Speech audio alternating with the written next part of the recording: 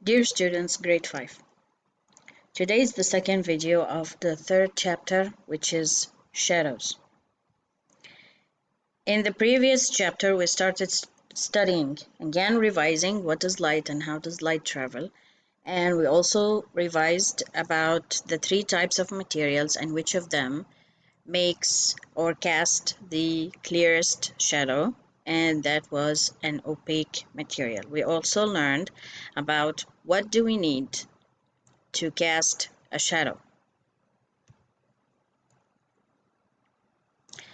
Now about the shadow made by the sun.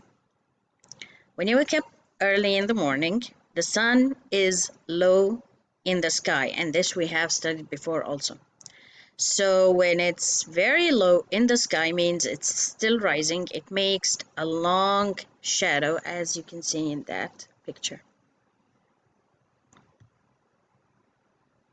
At midday, the sun is just perpendicular to the earth, means it's in the middle of the sky and it's directed to the earth. Perpendicular means it's almost making a 90 degree, right? Okay. A 90 degree angle to the earth. Okay, I'll make this here.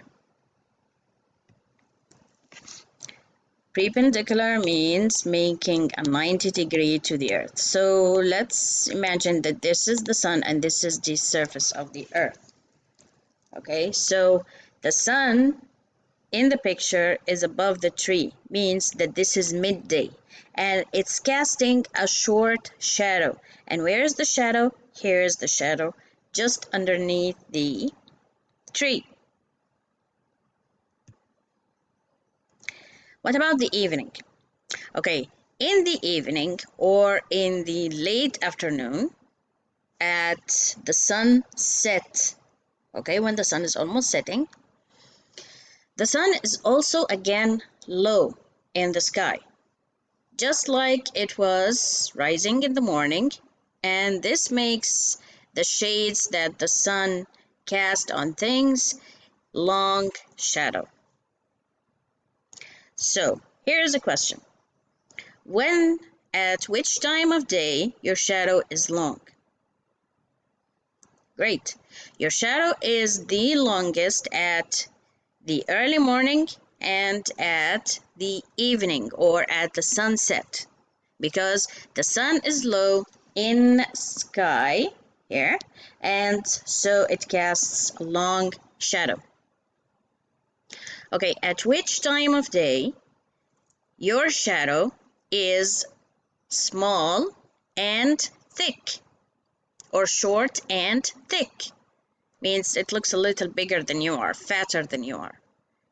Exactly. At midday, the shadow or the sun is perpendicular to the surface of the earth, and that makes it cast a short, thick shadow. Remember when we talked about shadow very long time ago at the beginning of this semester? We said that shadows change their size, right? They change their size and place during the day. And we explained that because the earth is moving, not the sun. See, it's all connected. Okay, now about shadow, how to make the shadow bigger or smaller, how to control the shadow. And this you can try at home. Okay, just stay in a dark room next to the wall and use a source of light, a torch or a phone torch or phone flash, and you can use your hand, or you can make a flower. You can make any figure you want. You can make a little car and just put it to a stick, and I will show you a video about that later, how to play or how to have fun with shadow. So how can you make a big shadow? You can make a big shadow by just moving the shadow closer to the source of light. If the object moved closer to the light source, the shadow gets bigger. And if the object is moved further means away from the light, the shadow gets smaller. So this is how you can control the size of shadow.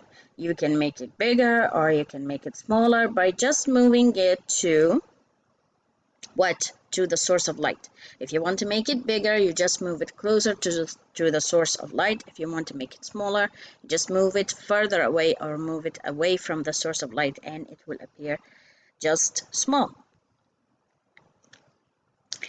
Now here is an experiment making a shadow. How can you do that? Or how can you play with shadow? First, you have to find a material that makes the best shadow. Like what? Or you want to test if everything makes shadow or how the shadow color change. Remember we said that the shadow color is dark, but dark can come in different shades. Means there is very deep dark and there is light darker color or light darker shade.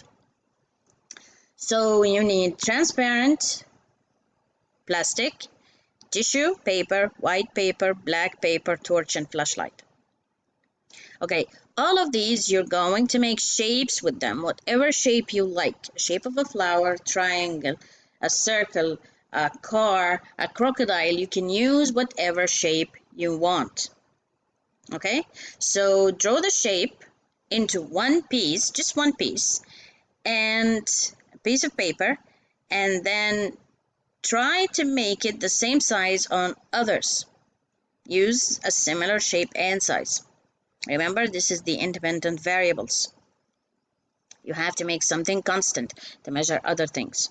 So you're using the independent variables means the variables are, the constant variables means the variables that you will not change, like the size and the shape of the shape that you're making, and you're using the same source of light. These are the things that you will not change, the constant variables. Okay, so you put out the cut shape one by one under the light and shine the light into a white surface, just like the wall.